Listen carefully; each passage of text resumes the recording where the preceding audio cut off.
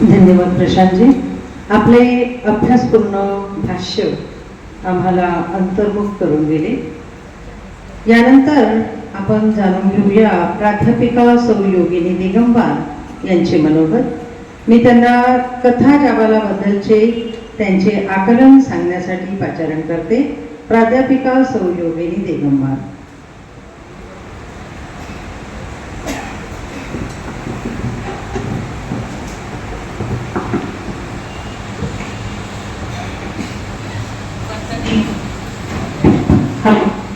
वंदनीय मा सरस्वती, व्यासपीठावर उपस्थित गणमान्य आदरणीय डॉक्टर नरांजन सर, कविवर्य श्रीयुत प्रशांतजी जिंपे, कविवर्य श्रीयुत इरफानजी शेख, कथा जाबाला या कादंबरीचे लेखक पितृतुल्य आदरणीय श्रीयुत किशोरजी साठे, बाबू आयटम प्रकाशनाचे सर्वेसर्वा श्रीयुत आशिषजी देव आणि माझ्या रसिक बंधू भगिनी, कथा जाबाला या कादंबरीचं विधिवत प्रकाशन झालेलं आहे, उद्घाटन झालेलं आहे.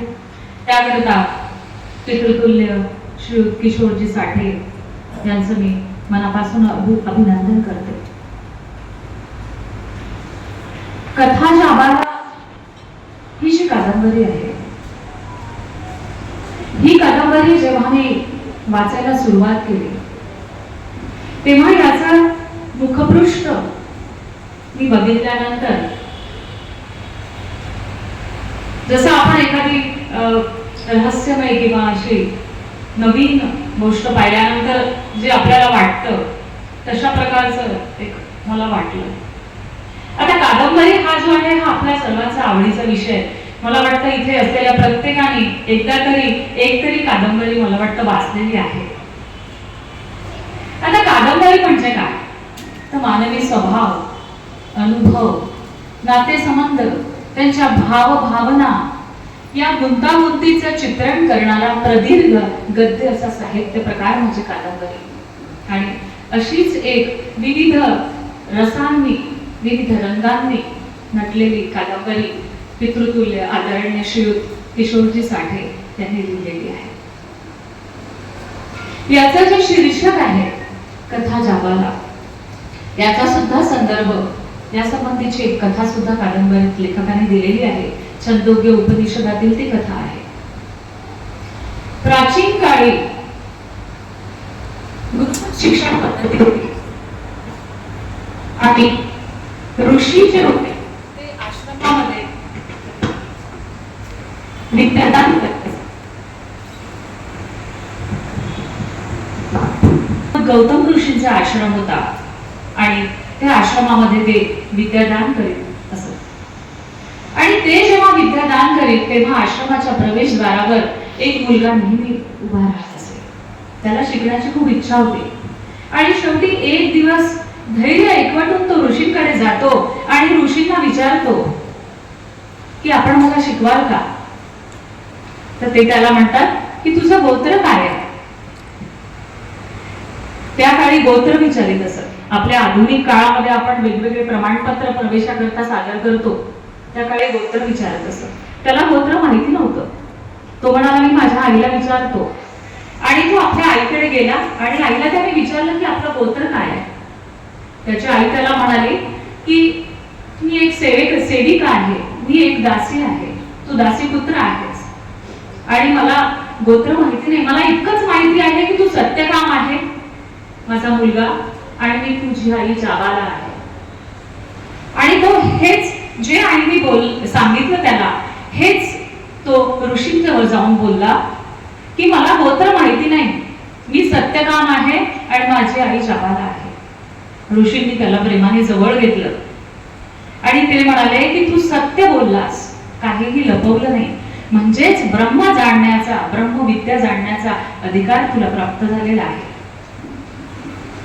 ते स्वतः त्याचं उपनयन संस्कार करतात आणि त्याला शिष्य म्हणून त्याचा स्वीकार करतात आणि हाच मुलगा पुढे तपश्चर्या करून सत्यकाम जाबाल ऋषी म्हणून प्रसिद्ध पावतो.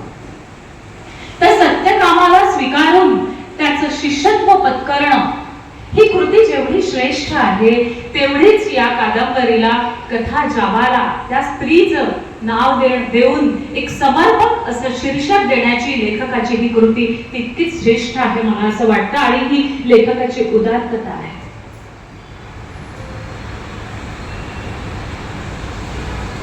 म्हणजे आपण आता थोडस अंतरंगाकडे बघूया.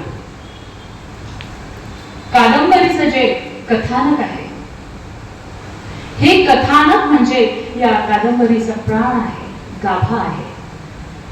त्यातली प्रमुख पात्रे, गौण पात्रे यांचा सुंदर विकास लेखकाने घडवून आणलेला आहे.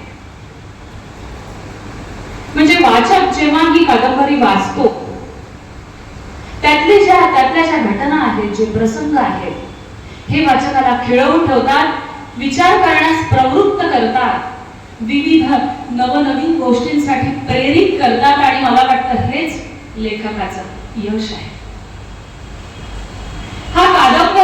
या कादंबरीची जी नायिका आहे शशिकला, ही नायिका स्वतंत्र विचारांची आहे, ती खंबीर आहे, ती वास्तववादी आहे आणि ती क्रांतिकारी विचारांची आहे. माझ्या पूज्य पित्याच्या प्रेताला मुखाग्नी देण्याचा अधिकार मला का नाही असा सवाल ती करते आहे.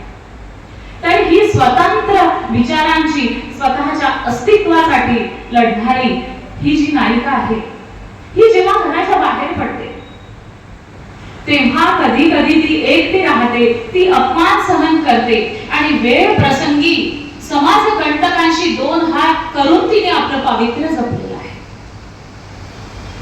आणि अशी ही जी कादंबरीची अस्तित्वासाठी लढणारी ही जी स्वतंत्र वृत्तीची नायिका आहे, तिचा एक हळवा कोपरा देखील लेखकाने जपलेला आहे. कुठलाही प्रतिभावंत असो, तो प्रतिभावंत कलाकार त्या कुठल्याही कलेचा असो, तो कधीच स्वतःला साच्यामध्ये अडकून ठेवत नाही. तो नवनवीन गोष्टींसाठी, नवनवीन प्रयोग करण्यासाठी तो आसुसलेला असतो. आणि याचं मूर्तिमंत उदाहरण म्हणजे आदरणीय किशोरजी साठे. खरं तर ही जी कथा आहे, हे जे एकूण कथानक आहे, याला ते प्रणय कथा म्हणून रंगवू शकले असते, प्रेम कथा म्हणून पूर्णपणे ते रंगवू शकले असते, पण त्यांनी तसं केलेलं नाही. त्या कथेची सांगड त्यांनी सामाजिक वास्तवाशी घातलेला आहे आणि हेच त्यांचं वेगळेपण आहे, हेच त्यांचं मोठेपण आहे असं मला वाटतं. कादंबरीचा जो नायक आहे हा परंपरागत विचारांचा आहे, तो आदर्शवादी विचारांचा आहे, पण तरीही तो एक अनाथ मूल उचलून आपल्या घरी आणतो. त्याला बघून त्याचं हृदय कळवळतं, म्हणजे तितका तो संवेदनशीलही आहे.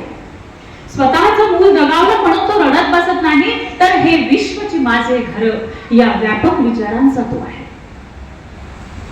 आणि कथानकाची मांडणी अशा पद्धतीने केलेली आहे की ती कथा, ते कथानक आपण वाचताना त्यातील जी विविध पात्र आहेत, सुगंधा, शशिकला, शंतनू, श्रीकला, अंबू, मालती, ही सगळी पात्र वाचकाच्या भोवती सजीव होऊन फिरतात असं आपल्याला वाटतं. आणि जशी जशी कथा पुढे जाते त्या घटनांची गुंफण अशा पद्धतीने केलेली आहे की सामाजिक समस्यांची, सामाजिक परिस्थितीची जाणीव, वेगवेगळ्या समस्यांची जाणीव वाचकाला होत राहते. जे लेखक आहेत त्या लेखकांचा व्यासंग आणि वाचन सुद्धा अतिशय दांडगा आहे.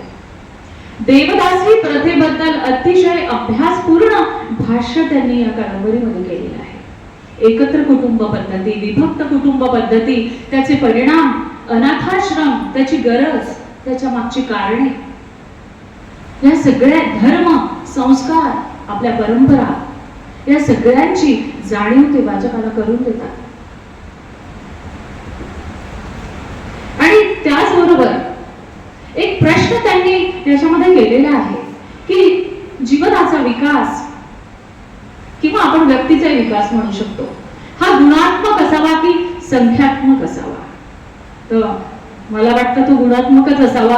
कारण कादंबरीकारांशी माझी जेव्हा चर्चा झाली, मी त्यांना विचारलं की कादंबरीला इतका वेळ का लागला, तर तेव्हा ते म्हणाले की यातला भाषेचा जो दर्जा आहे, हा दर्जा मला अभिजात ठेवायचा होता, पण त्याचबरोबर वाचकाला ती भाषा आपली वाटावी इतका सोपेपणा पण मला त्याच्यामध्ये ठेवायचा होता.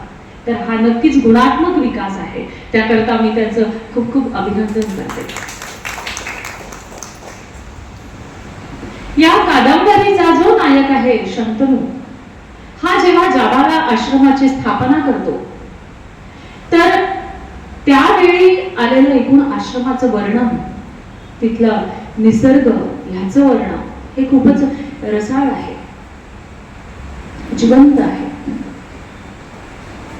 आणि त्या आश्रमाची दिनचर्या, तिथे जे काही म्हणजे आपण असं म्हणूया की दिनचर्येमध्ये सूर्यनमस्कार, व्यायाम, संस्कार हे सगळं प्रत्यक्ष त्यांनी त्याच्यामध्ये जे लेखन केलेलं आहे ते आपल्या डोळ्यासमोर जिवंत झाल्यासारखं वाटतं.